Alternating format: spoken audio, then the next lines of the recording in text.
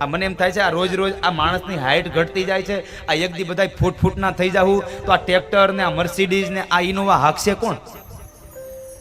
આ પગ નહીં આંબે કોણ હાંકશે? પછી અપગ નહીં હોય તો એક્ટિવામાં સાઈડના વ્હીલ નખાવા પડશે. ક્યાં જશે?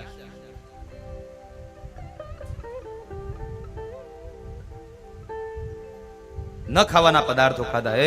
ને પાણીપુરી વાળાની લારીએ જઈને ને શાકભાજી લેવા જઈને એટલે શાકભાજી પછી દેખાય, પેલા ઓલો ભાઈઓ દેખાય, પેલા ઈ દેખાય આપણને. હાલ ને 5 રૂપિયા ખાઈ લઉં પછી શાક લઉં એટલે હરખું ગોતવાની મજા આવે. શાક ઓલું પાણીપુરીનો ટેસ્ટ હોય ને